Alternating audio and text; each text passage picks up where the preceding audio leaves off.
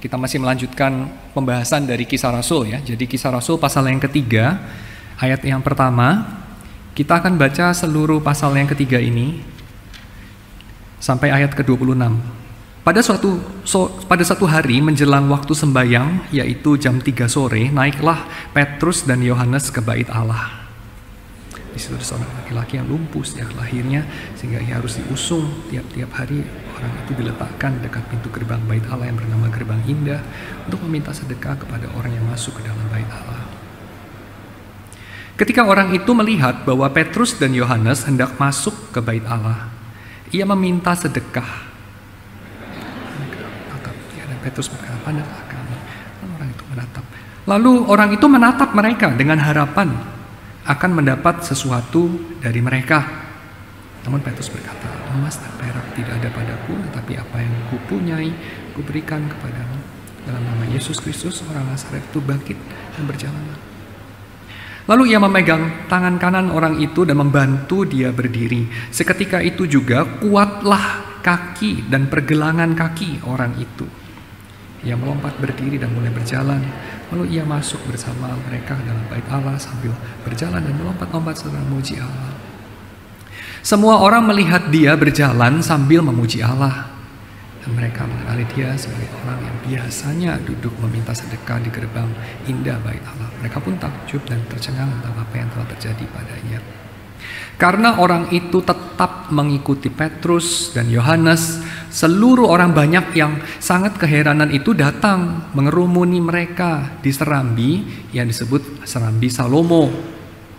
Ketika Petrus melihat hal itu, ia berkata kepada orang banyak itu, "Hai orang Israel, heran tentang kejadian itu dan mengapa kamu menatap kami, seolah-olah kami membuat orang ini berjalan karena kuasa atau kesalahan kami sendiri."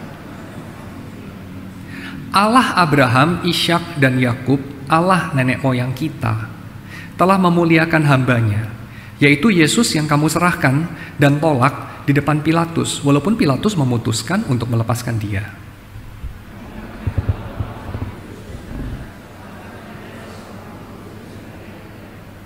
Kamu telah membunuh perintis kehidupan, tetapi Allah telah membangkitkan dia dari antara orang mati. Tentang hal itu kami adalah saksi.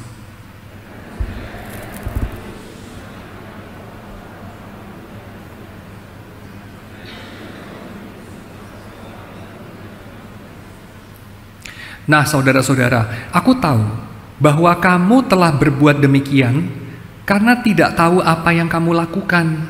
Sama seperti semua pemimpin kamu. Kamu dengan cara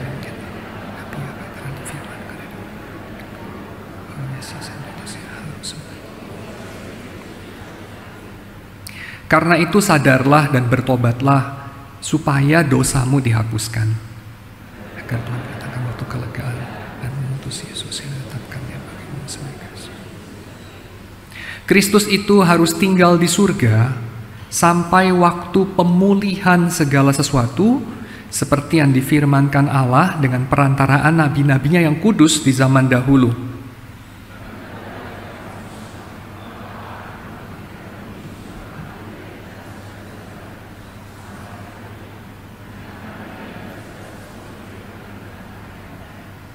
Akan terjadi bahwa setiap orang yang tidak mendengarkan nabi itu akan dibinasakan dari tengah-tengah umat.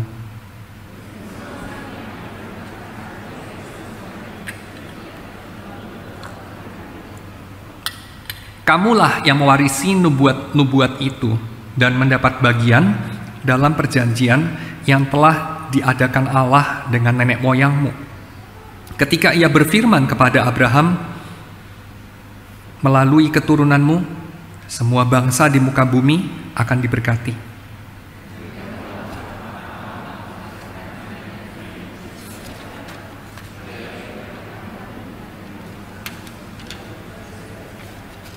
Mari kita masuk dalam doa.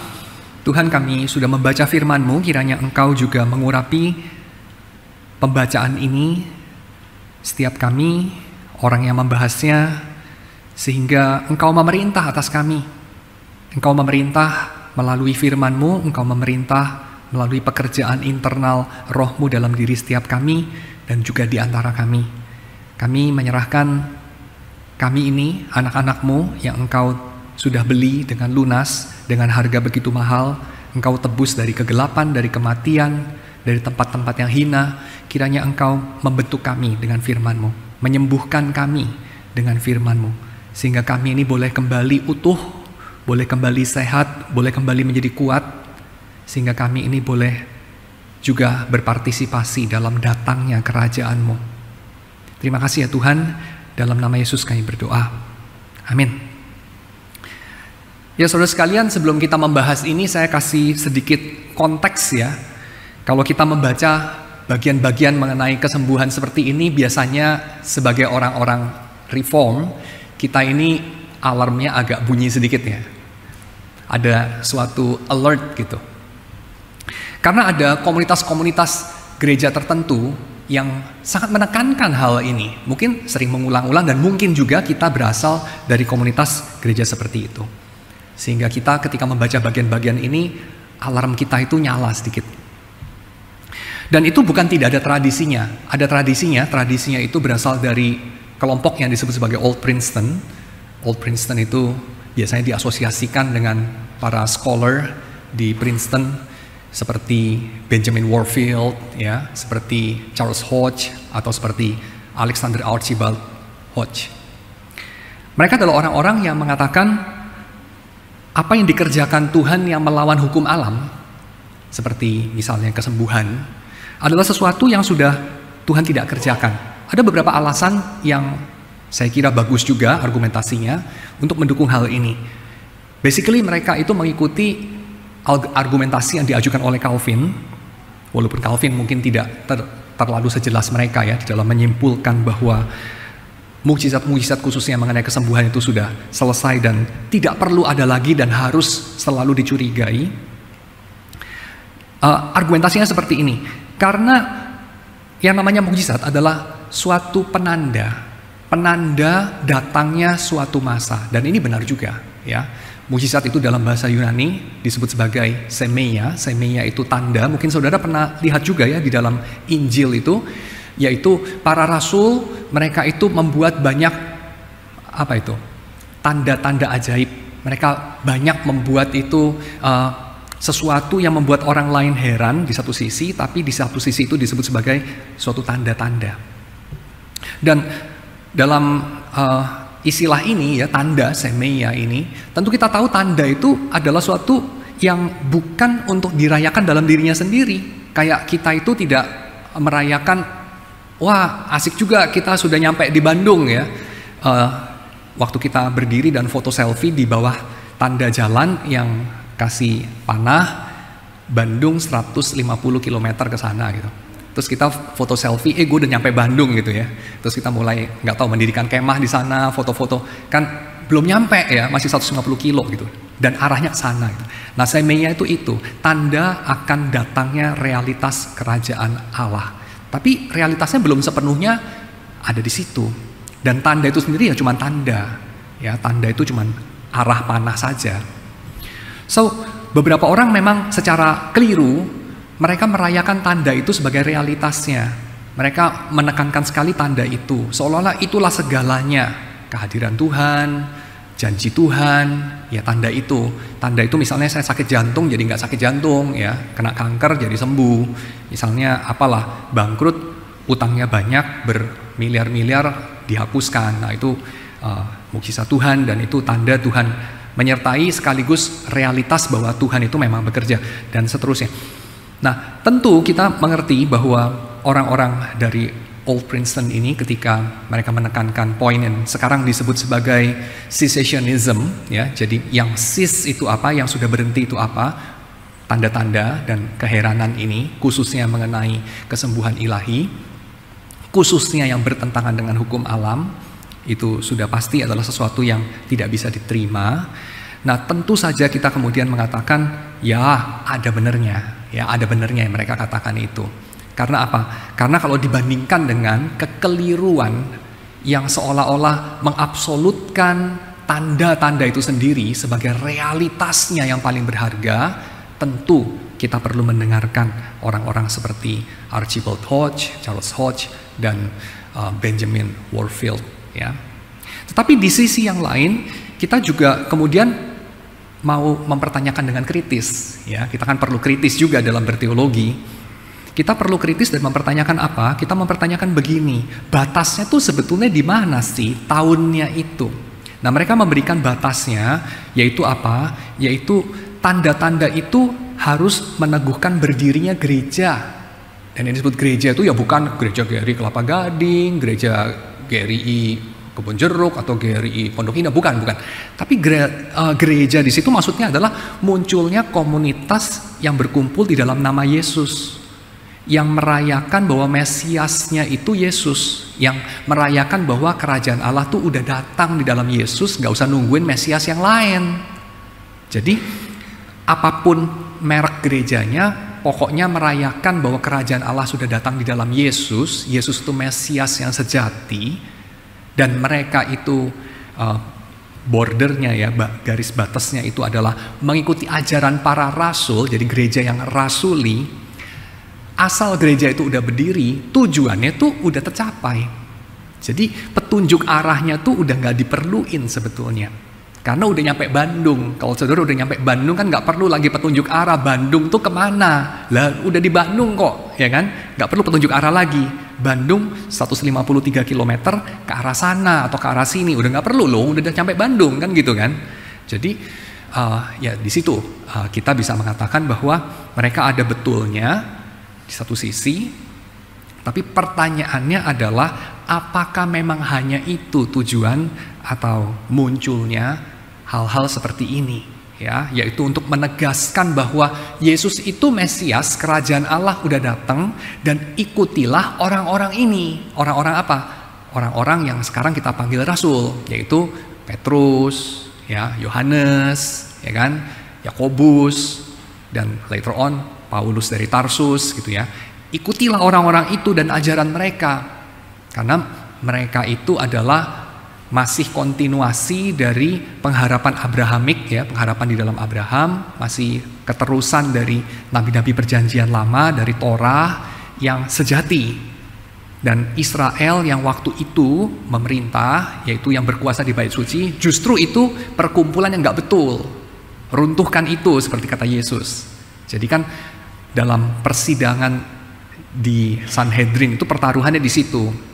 Ya, kalau Yesus betul, maka bait Allah ini salah, harus diruntuhkan. Kalau Yesus salah, ya Yesus yang harus dimatikan, disalibkan. Kan itu pertaruhannya. Dan orang Yahudi kemudian bersatu hati mengatakan ya Yesus yang harus dimatikan, ya, diwakili imam besar mereka kan, Kayafas. Lebih baik satu orang mati daripada seluruh umat binasa. Jadi ya Yesus yang harus dimatikan, karena kita yang nggak mungkin salah dong. Kita bait Allah ini kan sudah berdiri tuh ratusan tahun. Tuhan sudah memberkati, lihat nih. Walaupun yang ngebangun itu ya Herodes, ya gak terlalu Yahudi banget, bukan dari dinasti Daud sih, dia itu orang Edom sih, tapi ya setidaknya dia itu memberi kita kemungkinan ini loh, beribadah seperti ini. Dia penguasa yang memberi kita kemerdekaan beragama, dan dia sendiri tuh simpati banget sama agama Yahudi. Mungkin mirip seperti orang-orang Injili, gak setuju sama gaya hidup, pilihan hidup, kata-kata dari Donald Trump, ya, nggak setuju dong ya. Poligami lu setuju nggak setuju dong, ya nggak. Jadi playboy kayak Trump lu setuju nggak setuju dong. Tapi orang Injili mendukung Trump, overwhelmingly, banyak banget, ya. Kenapa? Ya kurang lebih mirip seperti imam-imam Yahudi mendukung Herodes, ya, kurang lebih sama. Walaupun dia bajingan, tapi setidaknya dia kasih kita punya agama itu keleluasaan berekspresi, kira-kira begitu logika mereka, ya. Jadi bait suci ini tanda kita diberkati Tuhan. Tuhan ada di sini. Tapi Yesus bilang kagak, runtuhkan aja itu, dalam 3 hari aku akan membangunnya. Dan kalau kita orang Kristen, kita akan amin sama Yesus. Oh betul, dalam 3 hari memang Tuhan mulai membangunnya. Setelah apa? Dia bangkit. Ya, setelah dia bangkit. Nah, jadi ikutilah kumpulan orang-orang itu, kumpulan para rasul yang itu. Mereka tuh rasul, beneran rasul, membawa berita tentang datangnya kerajaan Allah yang betul. Ikutilah mereka itu. Petrus, Yakobus, Yohanes, Paulus. Walaupun tuh kumpulan yang gak meyakinkan, Ya, kumpulan itu nggak meyakinkan sama sekali dah. Kenapa? Karena mereka tidak diperkenan sama establishment ya, religious establishment yang sudah ada, bait suci. Mereka itu nggak dapat berkat atau surat kuasa kayak Saulus dari Tarsus waktu menganiaya orang Kristen mendapat surat kuasa tuh dari bait suci. Nah, Petrus, Paulus, Yakobus itu nggak dapat itu. Ya, surat kuasa dari bait suci itu nggak ada itu. Tidak legitimate itu. Kumpulan itu kumpulan liar. Ya. Dan juga mereka punya kemampuan akademis juga nggak meyakinkan banget ya. Ini bukan PhD lulusan sekolah Gamaliel, itu bukan, itu later on itu nanti Saulus dari Tarsus itu ya. Ini orang-orang nelayan, ini orang-orang sederhana, kok bisa gini? Nanti kita lihat di dalam Kisah Rasul pasal yang berikut-berikutnya ya. Ini orang-orang sederhana, ini nelayan kok bisa begitu ngomongnya ya, bisa so convincing gitu, so insightful also ya, dan sangat intriguing yang mereka bilang, bikin kita deg-degan gitu ya. Para scholar dan para penguasa di bait suci itu deg-degan dengerin orang-orang kayak Petrus, kayak Yohanes, karena nggak bisa dibantah gitu yang mereka ngomong. And yet nggak masuk akal. Karena nggak masuk akalnya apa? Kalau mereka benar kita harus tobat. Masa kita salah? Sudah ratusan tahun loh ini, segala bukti loh ini. Lihat aja itu, lo and behold, bangunan bait suci itu. Bagaimana mungkin kalau tidak ada penyertaan Tuhan? Gak bisa lah kayak begitu. Ya. Tapi dengerin Pak Petrus, Yohanes ngomong soal Yesus, tapi ini juga nggak salah gitu, ya. Dan menurut orang-orang yang mengambil jurusan cessationism itu, yang paling terkemuka memang diwakili sama Old Princeton, tapi juga barangkali ada yang lain. Menurut mereka itulah tujuan munculnya mukjizat-mukjizat. Dan saya mengatakan amin, setuju saya. Ya, saya setuju dengan ini, itu tujuan paling utamanya. Tapi saya kurang setuju juga kalau itu kemudian dikatakan bahwa tujuannya hanya itu, ya. Tujuannya hanya untuk menjadi suatu petunjuk bahwa ikutilah rasul-rasul yang ini, dan ketika rasul-rasul sudah meninggal, ya, rasul terakhir sudah meninggal, Yohanes sudah meninggal, selesai mukjizat itu. Yang terjadi kemudian sudah pasti palsu, sudah pasti bukan dari Tuhan. Nah, di sini saya akan coba untuk mempertanyakan dengan rendah hati, of course ya, karena siapalah saya dibanding 3 raksasa dari Princeton itu. Oke, kita sudah jelas ini ya. Jadi di satu sisi kita sebagai orang reform ini seringkali dipengaruhi sama Old Princeton ini, kita alert banget ya kalau ada mengenai mukjizat-mukjizat itu ya. Itu kayaknya pasti ini jenis kumpulan yang bukan kita ya. Tapi juga yang kedua, kita merasa bahwa argumentasi bahwa yang beginian gak mungkin terjadi, tiap kali terjadi pasti palsu punya, udah pasti entah itu ya sakitnya palsu, atau kedua sebenarnya itu efek obat, atau yang ketiga pekerjaan iblis. Kayaknya kok gak meyakinkan juga gitu. Masa iya Tuhan tidak pernah akan bisa bekerja secara langsung dengan cara yang dia gak pernah lakukan, yang orang bukan Kristen atau bukan teis akan bilang lewat hukum alam. Kan kita nggak percaya ya, lewat hukum alam itu kita nggak percaya. Kita percayanya hukum alam itu pun adalah pola pekerjaan Tuhan yang reguler, pola pekerjaan Tuhan yang biasa. Kita percayanya itu. Dan yang kita sebut kejadian luar biasa atau mukjizat itu adalah pola pekerjaan Tuhan yang kagak biasa, kan begitu. Ya. Nah, ini adalah sesuatu yang kita terima ya. Kita terima juga dan meragukan kita. Masa sama sekali, 0, 0. Tiap kali kejadian luar biasa terjadi, pasti either 3 hal itu. Yaitu apa? 1, penyakitnya itu cuman psikosomatis doang gitu ya. Cuman lu rasa-rasa doang gitu. Nggak real penyakit. Kedua, mungkin ada penyebab lain. Jadi sebenarnya ini bisa dijelaskan secara alamiah. Atau yang ketiga, memang supranatural sih, tapi pekerjaan iblis. Ya. Nah, tanpa mengatakan bahwa orang-orang dari Old Princeton itu mereka mengatakan bahwa yang 3 ini sudah pasti merupakan jawaban dari peristiwa luar biasa mengenai kesembuhan ilahi yang terjadi setelah Rasul terakhir mati, tanpa mengatakan itu ya, karena saya kira 3 orang ini juga punya statement yang nuans yang nggak bisa dikarikaturkan sesederhana itu, tanpa mengatakan itu.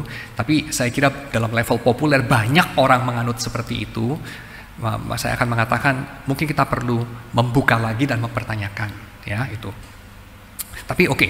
Kita masuk aja kepada ayatnya, kepada narasinya, narasi yang ditulis sama Lukas ini. Nah, narasi ini dibuka dengan setting waktu. Waktunya apa? Pada suatu hari menjelang waktu sembahyang. Nah, ini waktu sembahyangnya siapa? Waktu sembahyangnya orang Yahudi pasti. Bukan waktu sembahyang orang Kristen, karena orang Kristen sama orang Yahudi, orang Kristen tidak berpretensi untuk, yuk kita bikin waktu sembahyang kita sendiri yang beda sama orang Yahudi. Kata orang Yahudi jam 3, kita jam 4 lah, biar gak sama gitu ya. Mereka jam 3, kita jam 2 ya. Enggak seperti itu ya. Mereka just ngikutin aja waktu sembahyang orang Yahudi. Karena mereka juga orang Yahudi. Ya, jadi just ngikutin yang lama aja gitu.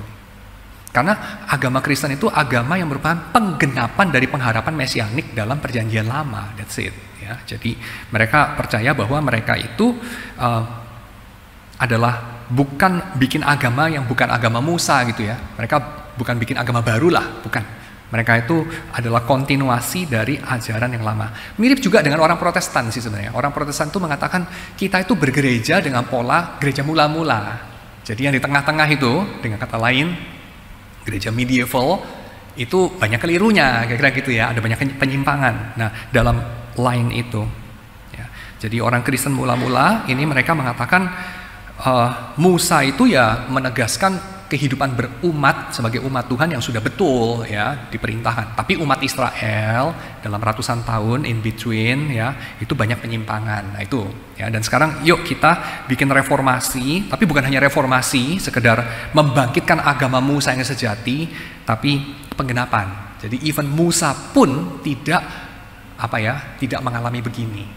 Even nabi-nabi pun mereka itu akan sangat senang kalau lihat Yesus ini ya, seperti dikatakan sama Simeon dan Hana waktu menggendong bayi Yesus. Oke. Jadi orang Kristen mula-mula mereka itu mengikuti waktu sembahyang orang Yahudi aja ya, karena mereka menganggap ini ya sesuatu yang baik juga ya, ada waktu-waktu tertentu untuk sembahyang, mereka just ngikutin. Lalu Petrus dan Yohanes naik ke Bait Allah. Bait Allah yang mana? Ya Bait Allah yang lama ya. Mereka masih bergereja di gereja yang lama lah kira-kira gitu ya. Mereka nggak bangun gereja baru, nggak bikin yuk kita menggalang dana kita bikin gereja gitu ya. Enggak, mereka sembayangnya ya di Bait Allah, karena di Yerusalem ya. Kalau di kota lain mungkin ya memang nggak di Bait Allah juga ya, atau di sinagog terdekat lah mungkin. Kalau di kota lain, kalau nggak ada ya bikin gereja baru. Tapi di situ mereka bersembayangnya di Bait Allah. Dan di situ seperti biasa kita lihat di tempat ibadah lah ya, banyak orang yang kalah ya, banyak losers gitu. Di tempat ibadah ini banyak losers. Banyak orang-orang yang mengharapkan belas kasihan. Dan beberapa kita itu bukan membenci bukan membenci kemiskinan, penyakit, penderitaan, tapi membenci orang yang miskin, orang yang sakit, dan orang yang menderita ya. Dan di tempat ibadah itu ada orang-orang yang mengharapkan belas kasihan ini, yaitu seorang laki-laki lumpuh, dan lumpuhnya sejak lahir. Sehingga dia itu harus diusung, dan tiap hari ada yang mengusung. Beberapa orang akan mengatakan ada mafianya ini ya. Mafia yang melakukan komodifikasi ini ya. Dan orang itu ditaruh di situ, dan barangkali mungkin benar juga ya, ada komodifikasi, mungkin ada orang yang mengambil untung dari kelemahan orang ini, dan juga simpati beberapa orang yang bikin kita jengkel kan ya. Kita kan jengkel kalau kita itu diparadekan di depan kita itu parade orang-orang yang minta simpati ya, kita itu suka jengkel juga, terganggu kita gitu ya, kayak gak bisa libur ya, gak bisa cari waktu lain gitu.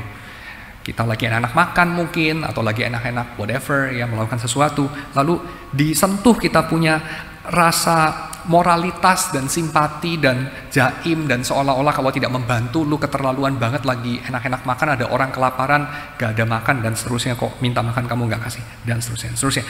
Dan ya di situ ada peristiwa itu juga ya, di Bait Allah itu orang yang lumpuh sejak lahirnya diusung, tiap hari diletakkan dekat pintu gerbang Bait Allah yang bernama Gerbang Indah, Di tempat yang indah kok ada sesuatu yang buruk ini ya. Dan dia bukan di sana seperti orang yang diusung ke tepi sungai, bukan sungai ya, ke tepi kolam Siloam ya, bukan. Kalau yang itu kan berharap kolamnya bergerak-gerak, ada tanda kehadiran Tuhan, lalu kemudian dia nyemplung, dia sembuh gitu ya.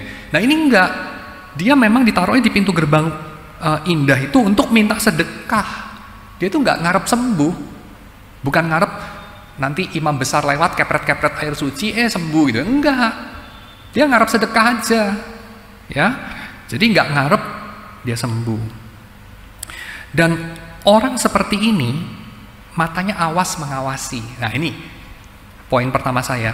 Poin pertama saya adalah mengenai tatapan. Ya, ini kalau bikin film bayangkan hitam terus ada apa itu? Teksnya ya, teksnya itu gaze ya, gaze, tatapan.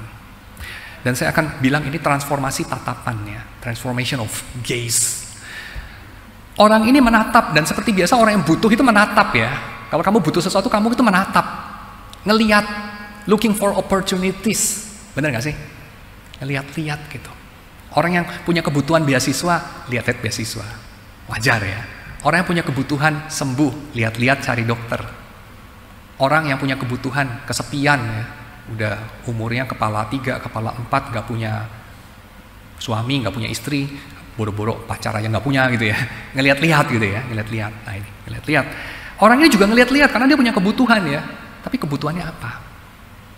Kebutuhannya yang dia rasakan waktu itu adalah ini, kebutuhan ekonomi, sedekah itu aja, kebutuhan ekonomi dan hanya bare necessities. Karena negara tidak hadir untuk memenuhi kebutuhan warganya ya. Herodes menghambur-hamburkan pajak rakyat bukan untuk social justice tapi untuk kemewahan aja dan ambisi politik aja ya. Jadi ya orang-orang seperti ini terlantar ya. Sorry aja, nggak hidup di Indonesia sih ya. Indonesia ada UUD 45 pasal 33 ya. Anak yatim, orang terlantar itu dipelihara negara ya. Dia nggak dipelihara negara Israel ini ya. Salah sendiri kok lahirnya di sana gitu kan. Jadi dia terlantar sana minta sedekah, minta belas kasihan orang sekedar menyambung hidup. Untuk itu dia gazing, dan gaze-nya itu mampir kepada orang random yang kebetulan lewat. Dan dia mungkin gazing ngeliatin apa coba? Kalau kamu ada kebutuhan, kamu ngeliatin apa? Kamu ngeliatin apa yang kamu butuh dalam diri orang itu. Dia ngeliatin Petrus, ngeliatin bajunya I guess. Coba lihat jubahnya nih, oh Versace, kayaknya gazingnya masih lebih cepat, senyumnya masih lebih manis gitu ya. Lihat bajunya ini, wih bajunya ini kayaknya beli di Tanah Abang, belinya second lagi gitu ya, atau mungkin third hand, whatever, mungut di tepi jalan, wah gak usah dilihatin terlalu lama gitu ya, kayak kan begitu. Jadi the gazing dan nempel kepada Petrus, dan kemudian Lukas mencatat apa? Mereka menatap dia. Jadi gazingnya ketemu gitu ya, dia gazing Petrus dengan objectifying gaze, jadi dia mengobjektifikasi Petrus untuk memenuhi kebutuhannya, tapi itu bertemu dengan gaze-nya Petrus, tatapannya Petrus, tapi gaze-nya Petrus tidak objectifying gitu.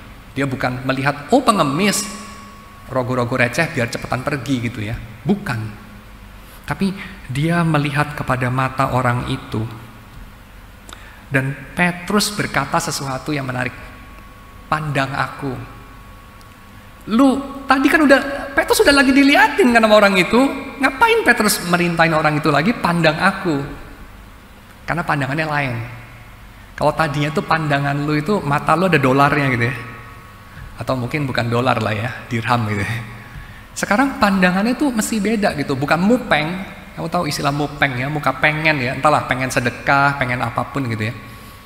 Bukan mupeng, bukan muka penjilat, bukan muka oportunis, tapi muka seorang sesama. Ya, muka sesama. Kalau saudara tertarik untuk mempelajari lebih lanjut soal tatap-tatapan ini, saudara bisa baca tulisan-tulisannya Emmanuel Levinas ya, mengenai tatap-tatapan ini ya. Jadi saya nggak lanjutin lagi lah diskursus itu. Tapi intinya ini tatap-tatapannya beda ini. Ya, ada transformasi tatapan ketika Petrus menatap orang itu dan meminta orang itu menatap lagi. Kita kan suka ngomong, coba ngomong lagi gitu ya. Kalau coba ngomong lagi biasanya muridnya jadi deg-degan gitu ya. Jadi kalau ada anak murid ngomong sesuatu yang nyolot dari belakang gitu kan, komen gitu, terus gurunya denger gitu, terus dilihat murid itu, terus dia berhenti ngajar, terus kelas jadi hening, terus kemudian gurunya nunjuk gitu. Kamu tadi bilang sesuatu, saya kurang dengar, coba berdiri, bilang sekali lagi, terus mulutnya mulai keringet dingin gitu kan, mulai cari dukungan gitu. Nah ini sama ya, tadi udah lu liatin gue gitu kan, terus sekarang gue bilang kepada lu, coba lihat lagi gitu. Dan orang itu kemudian melihat Petrus dengan gaze yang sama, gaze-nya sama. Dia bilang apa? Dia bilang orang itu menatap mereka ya, Lukas bilang, dengan harapan akan mendapat sesuatu. Namun Petrus berkata, kecewalah ya, emas dan perak tidak ada padaku, tapi aku punya sesuatu yang akan kuberikan padamu. Jadi jaminan pasti kuberi. Ya, kalau emas dan perak aku mungkin punya, aku nggak kasih lah. Ya, tapi aku nggak punya nih. Ya, even punya aja enggak gitu. Tapi aku punya sesuatu yang pasti aku beri. Apa itu? Yang kuberi adalah ini. Lalu Petrus bilang, dalam nama Yesus Kristus orang Nazaret itu bangkit dan berjalanlah. Sesuatu yang orang itu udah nggak mimpi untuk punya. Kehidupan yang baru. Kehidupan sebagai orang yang punya kaki. Kehidupan sebagai orang yang gak perlu minta sedekah, gak perlu mupeng, gak perlu menjilat. Sebagai orang yang bisa jalan. Udah lupa, dia udah lama dia lupa itu. Gak pernah ngimpi lah mungkin. Karena dari lahir lumpuh. Dari lahir tidak berdaya. Lalu Petrus bilang apa? Aku punya sesuatu, mungkin bukan yang kamu minta dan kamu harap dari aku. Bukan yang kamu lihat dari aku. Tapi aku akan berikan. Bangkitlah, berjalanlah dalam nama Yesus, orang Nazaret itu. Dia adalah Kristus, dia adalah Mesias. Pengharapan mesianik akan datangnya akhir zaman. Dan inilah akhir zaman itu. Kita hidup di dalam akhir zaman. Dia pegang tangan kanan orang itu, dia bantu orang itu berdiri, seketika kuatlah kaki dan pergelangan kaki orang itu yang melompat berdiri dan mulai berjalan. Bertahun-tahun yang lalu saya pergi ke sebuah rumah sakit, bukan karena saya sakit ya, tapi karena saya nganter orang sakit. Dan bukan karena saya orangnya hatinya baik lalu nganter orang sakit, tapi karena rumah saya dekat rumah sakit itu.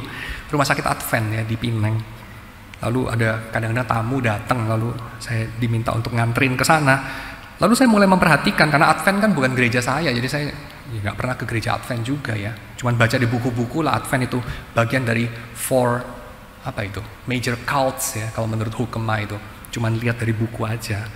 Tapi waktu saya masuk ke rumah sakit itu saya lihat di temboknya kok ada gambar-gambar cheesy ya. Gambar-gambar, maksudnya gambar-gambar ada norak kayak anak sekolah minggu gitu lah ya. Di tembok gitu. Lalu gambarnya itu ada tulisan gede-gede yang juga norak itu. Dan saya baca tulisannya insightful. Tulisannya begini, God heals, we help. We di sini pasti dokter-dokter dan rumah sakit maksudnya. Tuhan yang menyembuhkan, kami cuma menolong katanya. Dan kalau kita baca ayat ini ya, saya kira itu yang terjadi. Ada 3 hal yang terlibat dalam kesembuhan orang ini. Yang pertama adalah kemahakuasaan Tuhan yang menciptakan kaki, yang memelihara kaki, yang menyembuhkan kaki di mana perlu, dan menatap kemusnahan kaki pada akhir kaki, ya. Karena kaki yang sembuh, kaki yang sehat, yang sakit, pada akhirnya sudah pasti akan dimakan cacing juga ya, akan musnah juga menjadi debu dan fosil dan dilupakan zaman pasti. Menunggu kebangkitan ya, tentu menunggu kebangkitan. Dan Tuhan itulah yang menyembuhkan, tapi bukan tanpa orang yang menolong. Ada helpernya di sini Petrus. Dan yang ketiga, seperti Benjamin yang lain katakan ya, Benjamin Franklin maksud saya. Benjamin Franklin katakan Tuhan itu menolong mereka yang menolong dirinya sendiri. Saya nggak sepenuhnya setuju lah sama Benjamin Franklin, tapi saya separuh setuju juga ya. Perlu ada orang itu sendiri punya inisiatif. Saya kira ini terjadi juga dalam proses kesembuhan yang dikerjakan oleh dokter di rumah sakit atau di klinik atau dimanapun kan. Jadi kalau orang itu misalnya sakit apalah, diabetes gitu ya. Lalu kemudian dokter kasih diagnosa, kasih obat, kasih apapun. Terus orangnya tiap hari isi makanannya itu ya makan martabak bangka ya, pagi siang sore martabak bangka gitu. Kayaknya bentar jadi bangkai dia. Jadi kayaknya itu nggak menolong lah gitu. Jadi dokter itu bisa pinter banget, orangnya nggak kooperatif, ya nggak mau hidup, nggak mau sehat, ya nggak bisa sembuh juga. Ya dokternya itu pinter, orangnya kooperatif, Tuhan nggak mau ya, orangnya mati juga. Jadi ya perlu ada 3 hal itu bekerja sama ya. Tuhan yang berkehendak dan bekerja, tapi bukan tanpa pertolongan orang yang menolong. Dan kemauan dan usaha orang yang ditolong. Kita lihat ini. Orang ini tidak expect akan terjadi itu. Bahwa dia akan memiliki hidup yang baru karena punya kaki yang sehat. Tapi hari itu delalah dia lagi mancing-mancing kebutuhan, sedekah, bisa makan apa. Ketemu Petrus dan Yohanes yang mengatakan punya sesuatu akan diberi, dan diberi seketika itu juga tanpa meminta persetujuan dia secara verbal. Gak dibilang, tanda tangan ya, mau ya disembuhin ya.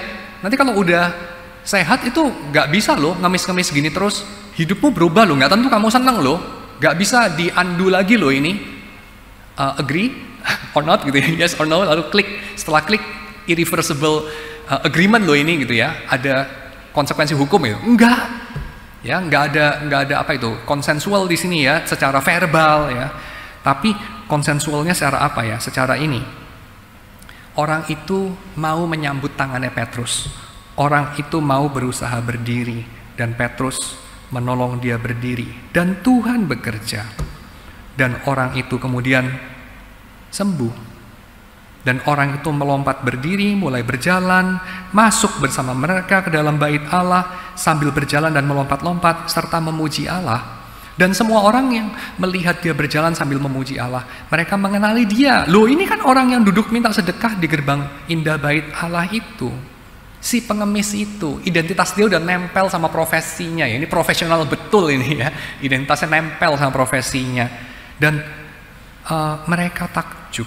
Mereka tercengang, ya, this is awesome. Mereka nggak percaya apa yang terjadi. Dan orang itu ngintil Petrus dan Yohanes. Dan orang banyak itu sangat keheranan, ngerumunin mereka. Sehingga Petrus itu jadi nggak jadi sembayang ya saya kira. Datang mau sembayang, ya orang ini mengganggu jadwal dia, nggak jadi sembayang. Jam sembayangnya lewat, mungkin imam, persekutuan doa hari ini kok sepi ya? Gak tau ya lagi rame-rame di luar, ngapain ya? Lagi dengerin kuliah Petrus mengenai apa yang sedang terjadi. Dan Petrus bilang apa? Kamu ngapain heran sih tentang kejadian itu? Poin 1. Poin 2. Kenapa kamu lihatin aku? Again, theology of gaze. Ya. Jadi ada transformasi gaze di sini dalam pengertian apa? Dalam pengertian tadinya ngeliatin Petrus, sekarang jangan lihat Petrus lagi. Kalau transformasi gaze yang pertama tadi adalah tadinya ngeliatin dengan muka mupeng, pengen kebutuhannya yang dirasakan terpenuhi. Sekarang ngeliatin Petrus sebagai pribadi, untuk berelasi, untuk mengasihi, dan Tuhan melakukan sesuatu. Dan dalam hal yang kedua ini ya, transformasi gaze-nya itu, Petrus bilang apa? Jangan kelihatin kita seolah-olah ini kita yang kerjakan. Dan kedua, nggak perlu heran. Karena kalau Tuhan yang mengerjakan ya apa saja bisa ya. Dan dia menyebut mereka dengan gelar mereka. Hai orang Israel, hai yang bergumul dengan Tuhan. Karena Israel itu kan yang bergulat dengan Tuhan. Hai orang-orang yang bergulat dengan Tuhan, mengapa kamu heran tentang kejadian itu, dan mengapa kamu menatap kami? Allah Abraham, Ishak dan Yakub, Allah nenek moyang kita. Jadi dia inciting ini ya, apa itu? Persaudaraan mereka ya, kebersamaan mereka. Allah kita ya, Allah Abraham, Ishak dan Yakub, yaitu Allah kita itu. Dia itu telah memuliakan hambanya, yaitu Yesus. Lalu sampai di situ mereka dengar nama Yesus, mereka ingat Kan baru berapa hari sebelumnya ya. Berapa hari sebelumnya itu peristiwa Yesus yang hampir mereka lupakan sih, tapi masih segar juga dalam ingatannya. Peristiwa Yesus di mana apa? Nah, di sini Petrus menyembunyikan sengat ya. Ini sengatnya terus nyantel ini sekarang, sengat. Apa itu? Yesus yang kamu serahkan dan tolak di depan Pilatus. Walaupun Pilatus memutuskan untuk melepaskan dia. Gile. Kata-katanya Petrus ini tajam betul ya, setajam silet ini. Ya, nggak kalah sama Najwa Shihab gitu ya. Jadi ini menyayat hati nih kata-katanya ini ya. Yesus yang kamu serahkan dan kamu tolak, walaupun orang kafir tidak bersunat yang kamu bilang nih calon bahan bakar neraka, kalau Mesias beneran datang habis lu Pilatus. Dia tuh mengenali orang ini sebagai orang benar, the righteous one, walaupun dalam kerangka hukum Romawi dan artinya sangat minimal, yaitu righteous one itu maksudnya adalah gak salah ya, gak ada hukum apa-apa untuk menjatuhkan hukuman mati sama orang ini. Walaupun Pilatus memutuskan melepaskan dia, tapi kamu menolak yang kudus dan benar, menghendaki seorang pembunuh, yaitu namanya Yesus juga sih, yaitu Yesus Barabas, untuk diberikan kepada kamu. Dan kamu tahu nggak, kamu telah membunuh perintis kehidupan, tapi Allah telah membangkitkan dia dari antara orang mati. Tentang hal itu kami adalah martir, kami adalah saksi. Ya. Karena kepercayaan kepada nama Yesus, nama itu telah menguatkan orang yang kamu lihat dan kenal ini. Yang menguatkan kaki orang ini. Nah, menarik, Petrus pakai istilah menguatkan, bukan sekedar menghilangkan masalahnya, membahagiakan orang ini, tapi telah menguatkan. Karena problematik orang itu adalah kelumpuhan. Seperti orang depresi lah ya. Orang depresi itu katanya capek juga dengar orang sering ngomong, yang kuat dong, jangan cengeng gitulah. Anak zaman sekarang ini kulitnya tipis kayak stroberi ya, cantik-cantik, bagus-bagus, mentereng, tapi kulitnya tipis ya, kebejek dikit keluar kuah gitu, keluar jus gitu ya. Jadi ini cengeng gitu. Tebel dikit dong, tough dikit tuh, kayak bapakmu ini ya, bapakmu ditempa sama gak tahu apa gitu ya. Zaman PKI ya, zaman reformasi, whatever gitu ya. Anak-anak STM berantem di tengah jalan gitu. Kamu ini apa ini ya, dibentak dikit nangis, wah iya, strawberry. Tapi orang-orang depresi nggak bisa untuk dikuatkan, ditolong dengan cara begitulah ya, nggak bisa dengan cara begitu. Kamu ini jangan cengeng, lu memang cengeng, lu sebut masa aku juga mau nggak cengeng lu kok dibilang jangan cengeng, yaitu sama seperti orang miskin dibilang kamu ini kok miskin, jangan miskin lu memang miskin gimana ya, orang bodoh ya, kamu ini kok bodoh banget, lu memang aku lahir bodoh ya gimana ya, ya kira-kira gitu ya. Jadi itu kan kejam juga kita bilang begitu. Dan Petrus tidak bilang begitu ya. Jadi Petrus bilang apa? Orang ini lemah kakinya, dia bukan bilang kamu ini kok ngemis terus ini, kakimu itu kok lumpuh ya, jangan lumpuh dong. Petrus nggak bilang gitu. Petrus bilang, aku mau memberikan sesuatu yang aku punya. Ya, lalu dia angkat orang itu, dia tolong orang itu berdiri, orang itu sense sesuatu, nggak diceritakan sama Lukas. Lalu orang itu berusaha berdiri dan Tuhan memberkati usaha itu dan orang itu menjadi sembuh ya. Dan Petrus mengacu kepada peristiwa itu, yaitu apa? Yaitu nama itu, the name of Jesus, telah menguatkan, energize orang itu. Membangkitkan dari kelemahan kepada kekuatan, dari kematian kepada kehidupan. Dan kita tahu ya bahwa roh itu pekerjaannya itu apa ya? Roh Kudus itu pekerjaannya apa? Menggerakkan, menguatkan. Ada satu istilah yang berkaitan erat dengan itu, energizing. Kayak energizer itu, kelinci energizer yang nggak habis-habis. Energizing. Bukan apa ya, penekanannya walaupun ada juga elemen itu, tapi bukan penekanannya pada misalnya directing misalnya, walaupun ada juga directing ya, tapi lebih ke energizing ya, make it happen ya. Energi itu apa sih? Energia itu apa? Energi itu ini, that make it happen, yang membuat menjadi terjadi, itu energi ya. Seperti kalau saya mau angkat 1 galon aqua ke atas itu 19 kilogram ya, jadi exerting 190 apa itu kilogram force ya ke bawah karena 10 meter per second kuadrat kan yang gravitasi menahan dia ke bawah itu. Jadi saya butuh itu force berapa itu 190 Newton ya untuk mengangkat si galon, dan kalau saya angkat 1 meter maka saya butuh sekian joule itu energi to make it happen ya, si galon aqua naik 1 meter gitu. Dan itulah pekerjaan Roh Kudus ya, make it happen gitu, menjadikan terjadi. Dan dalam hal ini sesuatu yang mikro, yaitu menjadikan terjadi kaki orang ini yang lemah jadi kuat. Dan itu terjadi lewat otoritas nama dari Mesias Yesus. Dan kepercayaan itu telah memberi kesembuhan orang ini di hadapan kamu semua. Jadi aku tahu bahwa kamu telah berbuat demikian ya, yaitu menyerahkan Yesus yang sekarang kamu saksikan ternyata bukan kriminal yang tidak diperkenan Tuhan, bukan Mesias palsu, tapi Mesias beneran, otherwise hal-hal begini kan nggak terjadi. Jadi, nah ini sekalian saya merefutasi abuse of religious symbols dari praktik-praktik komunitas tertentu di dalam kekristenan yang bikin kita alergi juga ya, sehingga mungkin memunculkan gerakan-gerakan seperti Old Princeton tadi yang cessationism, yaitu apa? Alerginya itu, alergennya apa? Alergennya ini, yaitu ada orang-orang yang ingin untuk menginstrumentalisasi, ya, memperalat sebagai alat saja energi dari Roh Kudus itu, kemampuan dari Tuhan itu, dan nama dari Yesus itu. Mereka pakai sebagai alat aja. Ini mirip seperti apa ya? Anak kecil yang menginstrumentalisasi cinta ibunya atau ayahnya untuk kepentingan pribadi saja, di luar relasi sama sekali. Hell with relations gitu. Ya, dia nggak mau tahu lah sama orang tuanya.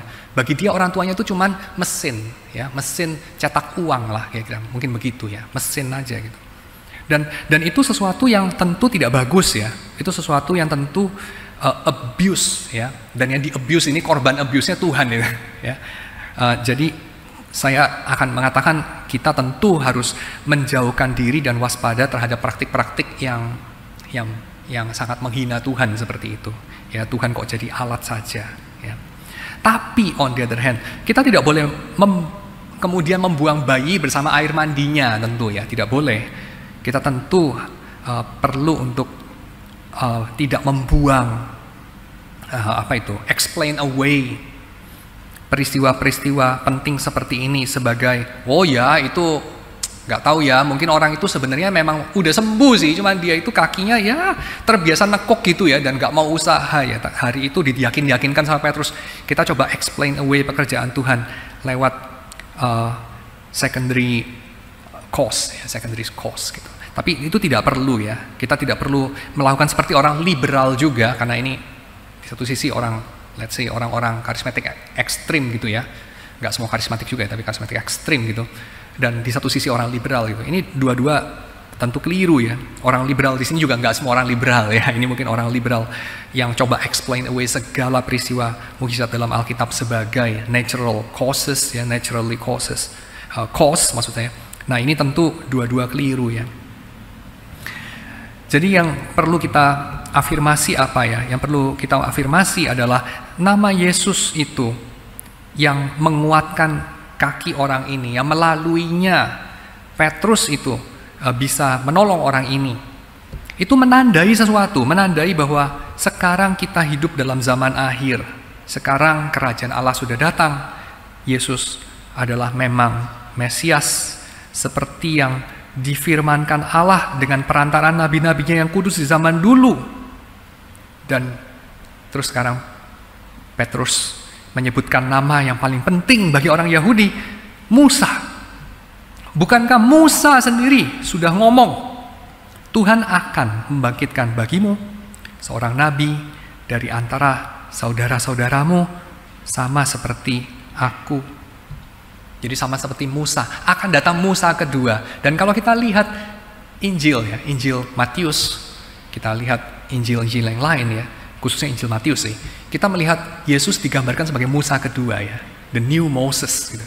Yaitu Yesus naik ke sebuah bukit, mengajar, memberikan hukum yang baru seperti Musa, dan seterusnya. Memberi makan orang banyak ya di padang belantara seperti Musa, dan seterusnya. Yesus itu basically adalah super Musa, Musa yang dijanjikan, atau lebih tepat Nabi yang akan datang yang dinubuatkan oleh Musa. Dan inilah yang dikatakan sama Petrus. Ya, tanda-tanda ini merujuk kepada ini semua. Dan lagi pula semua nabi yang pernah berbicara, mulai dari Samuel dan yang datang setelah Samuel, telah bernubuat tentang zaman ini.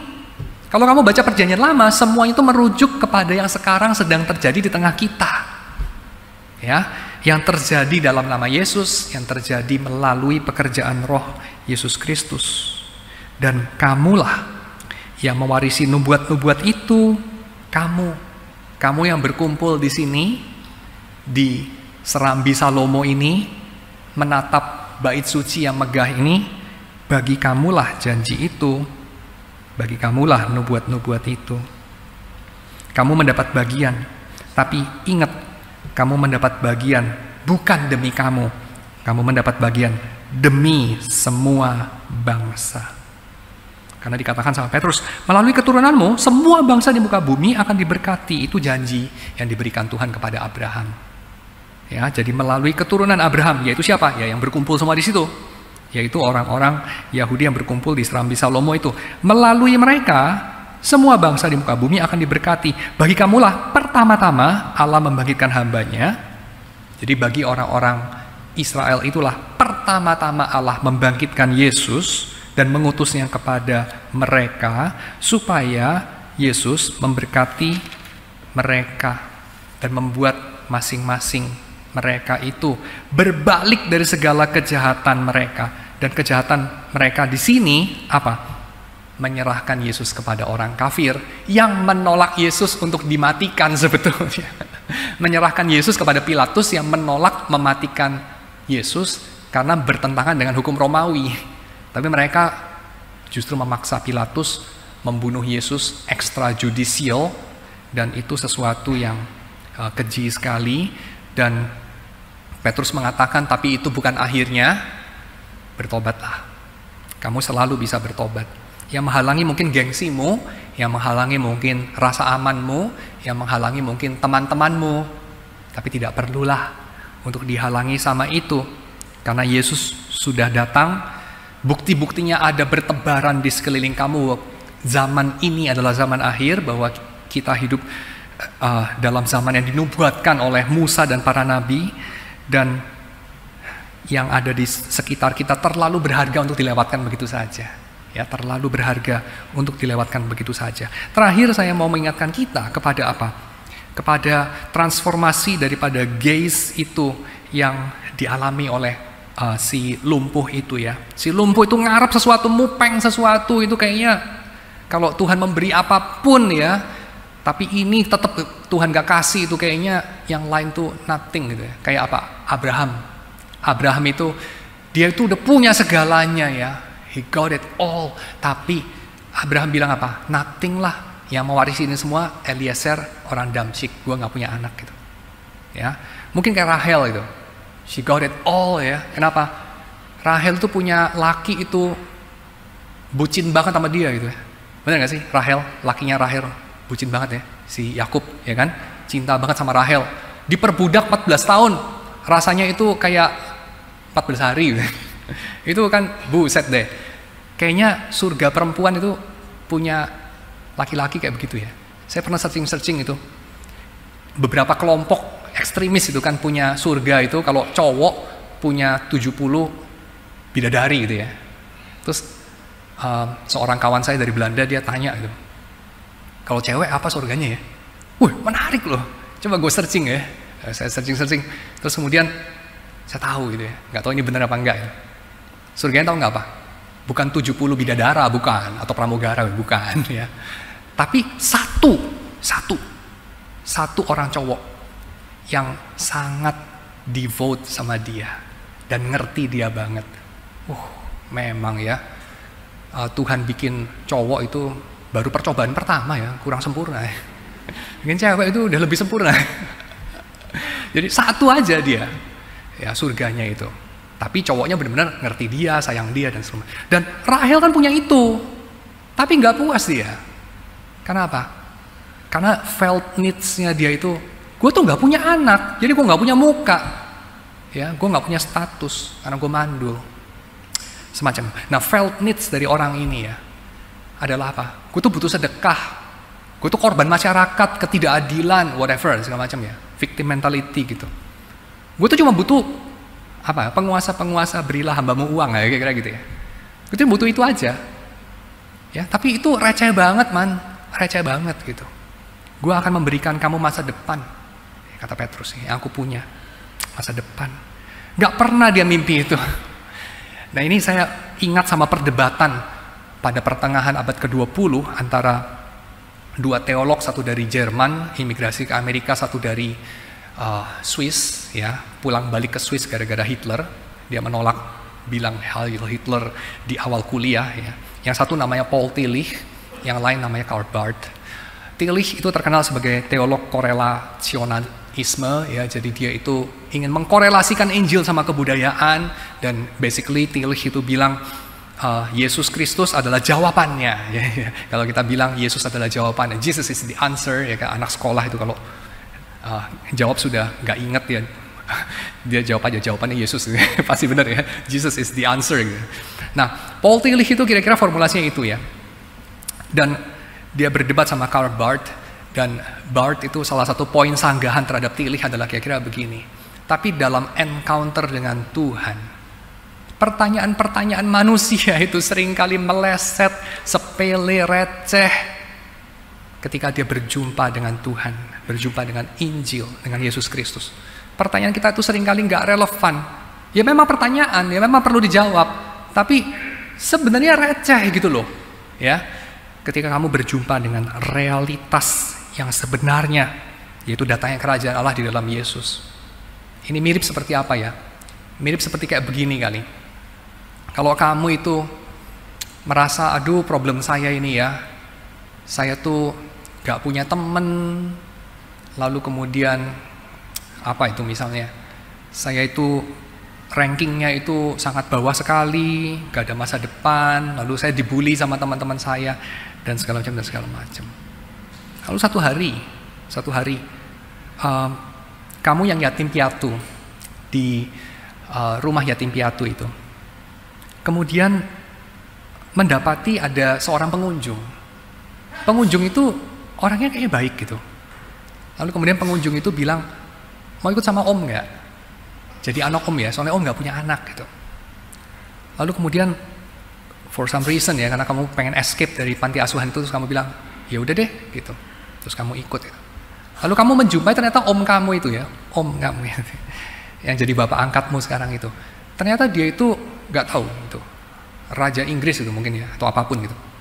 Nah, kayaknya dia bisa kasih kamu les yang bagus, dia bisa kasih kamu itu nggak tahu mentor sehingga pelajaran sekolahmu jadi apa itu, jadi nggak keteteran ya. Dia bisa kasih masa depan yang lebih baik daripada di rumah yatim piatu itu.